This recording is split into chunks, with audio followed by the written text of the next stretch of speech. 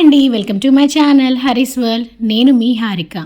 ఈరోజు ఒక special healthy and traditional recipe అయిన కోనసీమ పొట్టికలు ఎలా చేసుకోవాలో చూపించబోతున్నాను. చాలా సింపుల్. దీన్ని పనసాకు ఇడ్లీ అని కూడా పిలుస్తుంటారు. ఈ ఇడ్లీ చేయడానికి ముఖ్యంగా పనసాకులు అయితే ఉండాలి. పనసకాయ అనగానే మనందరికి గుర్తొచ్చేది పనస పండ్లే, కానీ ఈ ఆకుల్లో కూడా ఎన్నో ప్రయోజనాలు ఉన్నాయండి. యాంటీ ఆక్సిడెంట్స్ అండ్ ఫైటోన్యూట్రియంట్స్ అత్యధికంగా ఉన్నాయి కాబట్టి మన శరీరానికి చాలా మంచిది. ముందుగా ఒక గ్లాస్ మినపప్పుని శుభ్రంగా కడిగి పప్పుని నానబెట్టుకోవాలి. నేను ఇక్కడ పొట్టు మినపప్పుని యూజ్ చేస్తున్నాను. ఈ పొట్టికలకి పొట్టు మినపప్పు అయితేనే చాలా మంచిది. ఒకవేళ పొట్టు తీయలేము, మాకు రాదు అన్న వాళ్ళు మామూలు మినపప్పుని యూజ్ చేసుకోవచ్చు. పొట్టు మినపప్పుని నానబెట్టే పని అయితే ఒక 7-8 గంటలైనా కనీసం నానుండాలి. మామూలు మినపప్పు అయితే 3 గంటలు నానితే సరిపోతుంది. 8 గంటలు నానితే కానీ పొట్టు చక్కగా వస్తుంది. లేదు అంటే పొట్టు తీయడం కష్టమవుతుంది. ఇప్పుడు ఇలా నానిపోయిన మినపప్పుని గ్రైండర్లో మనం ఇడ్లీకి రుబ్బుకుంటాం కదా, అదే విధంగా రుబ్బుకోవాలి. ఈ పిండి త్వరగా మెదగాలి అంటే కొద్దిగా కూలింగ్ వాటర్ పోసామంటే చాలా త్వరగా మెదుగుతుంది. ఇది ఒక చిన్న టిప్పేనండి, మీకు ఇష్టమైతే ఫాలో అవ్వండి. ఇలా మధ్య మధ్యలో కదుపుకుంటూ పప్పు చక్కగా నలిగేదాకా గ్రైండ్ చేసుకొని పక్కన పెట్టేసుకోవాలి. గ్రైండ్ చేసేటప్పుడే రవ్వను నానపెట్టుకోండి. నేను ఇక్కడ లాస్ట్లో చూపిస్తున్నాను, కానీ మధ్యలో నానపెట్టుకున్నాము అంటే చక్కగా నానుతుంది. ఒక గ్లాసు పప్పుకి 2.5 గ్లాస్ దాకా ఇడ్లీ రవ్వను వేసుకొని నానపెట్టుకోవాలి. మరీ 3 గంటల సేపు నానపెట్టేదానికంటే ఈ పప్పులో రవ్వ అనేది నానితే చాలా బాగా వస్తాయి ఇడ్లీలు అనేవి. అందుకని మినపప్పుని గ్రైండ్ చేసేటప్పుడే ఇడ్లీ రవ్వను అనేది నానపెట్టుకుంటాను. రుబ్బిన పిండిలో మనం నానపెట్టుకున్న రవ్వని నీళ్లు లేకుండా వేసుకొని బాగా కలుపుకోవాలి. కలిపేటప్పుడు కొంచెం రుచికి తగ్గట్టుగా ఉప్పును కూడా వేసి ఇలా గిన్నెని తిప్పుతూ గెరిటతోటి కలిపామంటే ఎక్కువ శ్రమ పడకుండా కిందకి పడకుండా చాలా ఈజీగా కలిసిపోతుంది. ఇలా కలుపుకున్న పిండిని 4 గంటల సేపు పులవనివ్వాలి. 1 గంట అటు ఇటు అయినా పర్వాలేదు, అసలు పులవకుండా మాత్రం వేసుకోకండి. పులిసాక కొంచెం గట్టిగా అనిపిస్తే కొంచెం నీళ్ళని యాడ్ చేసుకొని కన్సిస్టెన్సీ ఇడ్లీ పిండికి మనం ఇడ్లీలు వేసుకుంటాం కదా, అదే కన్సిస్టెన్సీ ఉండే విధంగా చూసుకోండి. ఇప్పుడు పనసాకుల్ని తీసుకుందాం. పనసాకులు ఫ్రెష్గా అయినా కోసుకోండి, లేదు అంటే ఒక ముందు రోజైనా కోసుకొని ఉండొచ్చు. కానీ 2-3 రోజులు అయిన ఆకులను అయితే తీసుకోకండి, వడిలిపోయి ఉంటాయి. ఒక్కో ఇడ్లీకి 4 ఆకులు కావాలి.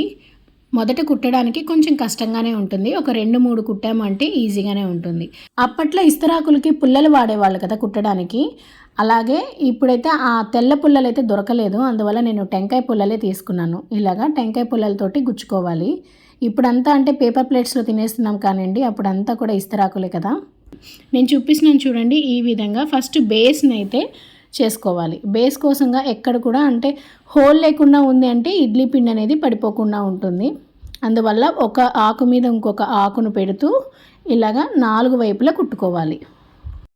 ఇలా 4 వైపులా కుట్టుకున్నాక కొద్దిగా పైకి వెళ్ళి ఒక ఆకుకి ఇంకొక ఆకుకి జాయిన్ చేసుకోవాలి.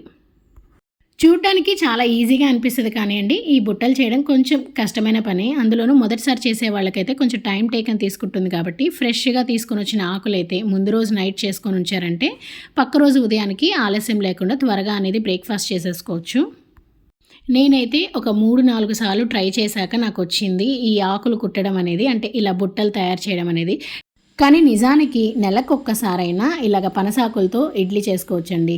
ఎందుకంటే నెలకొక్కసారైనా మనందరి ఇళ్ళల్లో ఇడ్లీ పిండి అనేది కంపల్సరీగా వేసుకుంటాము. అలా ఒకసారి ఇడ్లీ వేసుకున్నా డైరెక్ట్గా ఇంకొకసారి మనం ఈ పనసాకులతో ఇడ్లీ ట్రై చేయొచ్చు.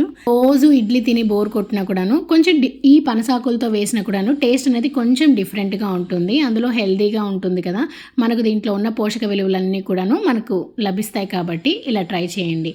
ఈ విధంగా మన ఆకులన్నీ రెడీ చేసుకున్నాక మిగతా ఆకులను కూడా నేను రెడీ చేసుకున్నాను. ఒక 8 ఆకుల దాకా, అంటే 8 ఇడ్లీలు పెట్టడానికి నేను ఈ బుట్టలను అయితే రెడీ చేశాను. ఇప్పుడు ఈ బుట్టల్లో నిదానంగా 2.5 గెరిటె దాకా ఇడ్లీ పిండిని వేసుకోండి. మరీ పైకి వేసుకున్నామంటే ఇడ్లీ అనేది కొంచెం పొంగుతుంది కాబట్టి పైకి వచ్చేస్తుంది, అంటే బయటకు వచ్చేస్తుంది. కాబట్టి బుట్టకు తగ్గట్టుగా ఇడ్లీ బ్యాటర్ అనేది వేసుకోవాలి. ఇలా అన్నీ వేసుకొని పక్కన పెట్టేసేసి ఇడ్లీ పాత్రలో కొంచెం నీళ్లతోటి మన ఇడ్లీ రేకులు ఉంటాయి కదా, ఆ ఇడ్లీ రేకుల మీద ఈ బుట్టల్ని పెట్టేసుకొని ఒక 20 నిమిషాలు మీడియం ఫ్లేమ్ మీద ఉడికించుకోవాలి. ఈ బుట్టలు ఇడ్లీ ప్లేట్ మీద పెట్టేటప్పుడు కొంచెం నిదానంగా పెట్టుకోవాలి, హడావుడి లేకుండా. కొంచెం నిదానంగా పెట్టుకున్నామంటే ఇడ్లీ బ్యాటర్ అనేది పక్కకి పడిపోకుండా ఉంటుంది. అలాగే బేస్ అనేది కుట్టేటప్పుడే కొంచెం 4 పక్షాలుగా ఉండే విధంగా కుట్టుకున్నాము అంటే బుట్ట అనేది పక్కకి పడకుండా ఉంటుంది.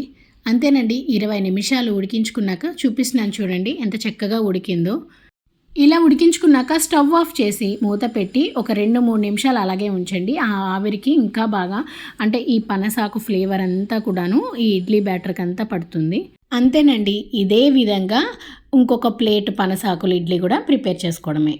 చాలా సింపుల్గా ఈజీగా అయిపోతుంది. నెలకు ఒక్కసారైనా ఒకవేళ మీకు పనసాకులు ఎక్కడైనా దొరికినా కూడాను ట్రై చేయండి. ఇప్పట్లో పనస చెట్టు దొరకడమే కష్టము, అలాంటిది పనసాకులు దొరకాలన్నా కూడాను కొంచెం కష్టమైన పనే. కానివ్వండి, ఎక్కడైనా మీ చుట్టుపక్కల పనస చెట్టు ఉంటే కంపల్సరీగా ఆకులు తీసుకుని వచ్చైతే ఈ విధంగా ట్రై చేయండి, చాలా మంచిది హెల్త్కి.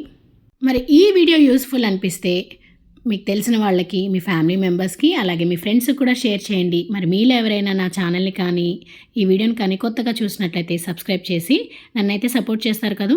నేనైతే ఈ ఇడ్లీకి కాంబినేషన్గా పల్లీ చట్నీ, అల్లం పచ్చడి, దీంతో పాటు కొంచెం హెల్తీగా మునగాకు పొడిని కూడా వేసి సర్వ్ చేశాను. మునగాకు కూడా కళ్ళకి, ఎముకలకి చాలా మంచిది. మరి ఈ మునగాకు పొడి ఎలా చేసుకోవాలని ఆ రెసిపీ కూడా నా ఛానల్లో ఉంది, కావాలంటే ఒకసారి చెక్ చేసేయండి. మరొక మంచి హెల్తీ రెసిపీతో కలుద్దాం. Happy cooking, bye.